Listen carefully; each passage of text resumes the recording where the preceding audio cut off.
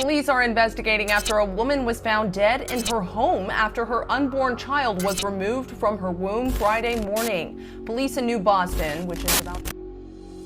There's a saying that the bond of a relationship gets stronger when a child gets born.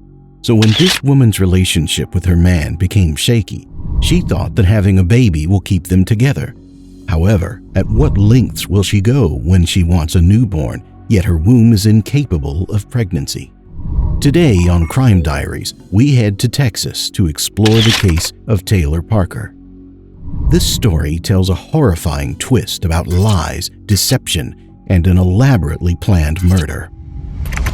It started in July 2019 when Taylor Renee Parker, 29, started her relationship with Wade Griffin. They met at a rodeo in true Texas fashion. They started talking through social media, had dinners together, and eventually began meeting each other's families. Taylor came from a well-off family that was running an oil and gas business.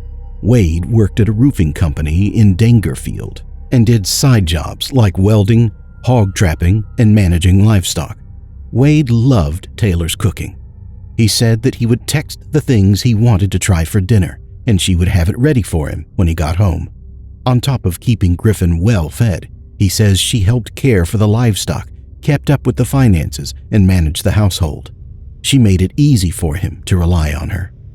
Just when their relationship was building up, they hit a rocky turn. They faced a series of financial issues when Taylor caused Wade's bank account to get buried in piling debts due to poor financial decisions. It was a monetary issue that was bigger than the usual misspending on bags or clothes.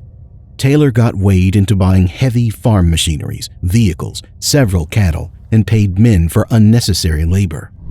The first issue they had was when Taylor asked Wade to do a clearing and fencing job for some family land that her family owns in Bryan's Mill, Texas. They hired Wade's friend Juan to help with the job. Taylor was able to pay the first check. However, she said that her mother found out about the clearing and decided to shut the property down, so she cannot continue the payment. After that, Wade had to start paying Juan himself for the other cuts that he should receive. In other instances, Taylor made Wade buy a Nissan Altima for his mother, a $29,000 side-by-side ATV, and a new $92,000 heavy-duty pickup truck for himself. She kept on promising Wade that her family will send her millions of dollars, which never came. Apparently, Taylor was a liar and Wade was a fool for believing that once Taylor received the money that got strangely stuck on her bank, everything will get paid. To make Wade believe her lies, Taylor fabricated multiple checks and emails from fake persons and authorities. In the August of 2019, Taylor announced a pregnancy and told Wade that they were having twins. Unfortunately, this is a part of another elaborate lie, because she had a hysterectomy in 2015. A hysterectomy is a surgical procedure to remove the womb, meaning she is unable to carry a child. To hide this fact, she sent a fake text message to Griffin, pretending to be her father, Mark Morton. She told Wade on the fake text that her father had been in a wreck and his bush hog was totaled. Taylor, to the rescue, then told Griffin that she was going to help her father get the damaged farm equipment towed. While she and Jace, a man he was led to believe was a family friend, were helping Taylor's father, a winch snapped and a towing cable hit her stomach, which hurt one of the babies. With this fake story, Taylor hid the fact that she was not pregnant at that time. Talk of Taylor's family money came into their relationship, but Wade did not ask too many questions because the relationship was so new and he felt it was none of his business. He admitted that he still did not dig very deeply even after he found himself in hundreds of thousands of dollars in debt because he believed her claims that the money was coming. In February 2020, when the COVID-19 pandemic just started, Taylor announced another fake pregnancy.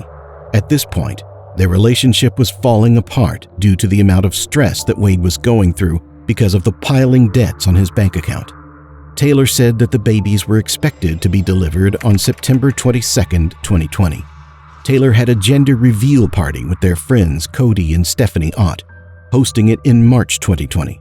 Taylor wanted Wade to bring a heifer with a pink bow to represent that the baby was going to be a girl. Griffin said he always liked the name Clancy, So the couple planned to name her Clancy Gale. The couple also had a maternity shoot in August 2020. Taylor continued to play the pregnancy role, acting to have morning sickness and pretending to be vomiting every day. To perfectly hide the fact from Wade, Taylor had been going to a clinic to have a forged ultrasound and sonography documents. Wade was unable to go to the clinic with Taylor because at this time there were COVID-19 protocols. He was also unable to go alone and asked for details of the pregnancy due to patient privacy, and was only able to believe everything that Taylor says. Days passed, and the day that the baby should be born approached. September 30, 2020, more than 1 week later than the induction day for the baby, Taylor visited the clinic but canceled her appointment. She hysterically cried there and told the staff to have her reschedule because her lover died in the military and her mother can't come that day. Later that day, she was seen at a bench, suspiciously looking on other pregnant women that entered the facility. October 5th came. Still, there's no birth, and everyone's doubt about the pregnancy rose. To redirect everyone's attention, Taylor committed arson on Wade's house. In the same day, Taylor was scheduled to have induction for her baby, but she also faked a bomb threat by sending a forged recording to the hospital, which she made using a voice changer. People from the hospital got evacuated and operations were canceled that day. During this time, Wade has taken a time off from his work under the FMLA and was increasingly worried to lose his job because Taylor's delivery was off by almost 2 weeks. On October 8, 2020, Taylor contacted her friend, 21-year-old Reagan Hancock, to vent out her frustrations. They had a girls' night, and Reagan even posted her visit on social media. Reagan was 35 weeks pregnant at that time. The next day, October 9, 2020, Taylor set up Wade to enter a fake deal with a ranch owner as early as 4 in the morning. She said that the ranch manager will be buying 150 hogs from their entrapment, and it will be a $6,100 transaction. Wade headed over early to the ranch, and a few hours after he left, Taylor began her heinous plan. At 6:46 a.m., Taylor got $10 worth of gas from a local Easy Mart and went to a McDonald's. She then headed to Reagan's residence and proceeded to do the unthinkable. Upon arriving at her house, she started strangling her. Then she stabbed her multiple times all over her body and in her neck. When she was down and weak, she ripped her stomach from hip to hip to steal the baby inside. Taylor did this horrific crime while Reagan's 3-year-old daughter was in that same house. Taylor then carried the baby and the umbilical cord and drove off to Idabel. At 9:30 a.m., she was reported by a state trooper for overspeeding and was pulled over. She immediately called 911 and explained to the state trooper that she wants to go to her doctor in Idaho, which had the officer skeptical since it was still a 35-minute drive from where they were in DeKalb, Texas. At 10:15 a.m. on that day, Jessica Brooks, Reagan's mom, discovered her lifeless body covered in a pool of blood. She immediately called the authorities and they found her 3-year-old daughter hiding under a blanket. The police also found out that the baby on her womb was cut out and missing. Taylor got arrested when she was brought to the hospital, and the medical staff found that she was not bleeding internally and was not even pregnant at all. The baby that she stole soon died due to lack of oxygen. In an attempt to keep her boyfriend, Taylor pretended to be pregnant, forged ultrasounds, faked a gender reveal party, and ultimately killed her friend, ripped her stomach, and kidnapped the baby.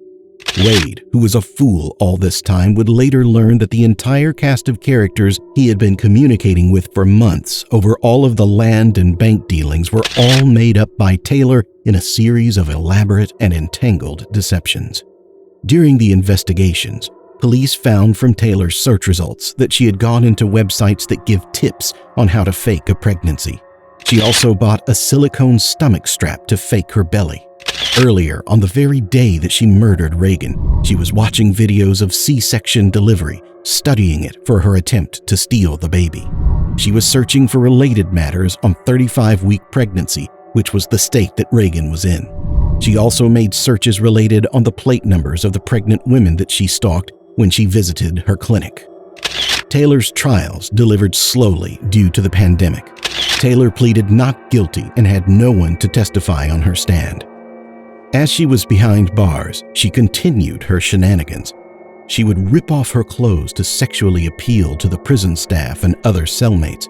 She faked medical emergencies and was charged over $2,100 for hospital bills due to waste of hospital resources. The way that money works in prison is that when anyone sends money to Taylor's book, it would first be deducted on her hospital debt. So she contacted her parents to send her money through other prisoners' books instead, bribing them with what they want. This was eventually discovered by the prison staff. Her parents were complete enablers, and surprisingly, they were not sued for it.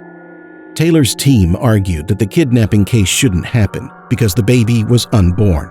However, it was dropped.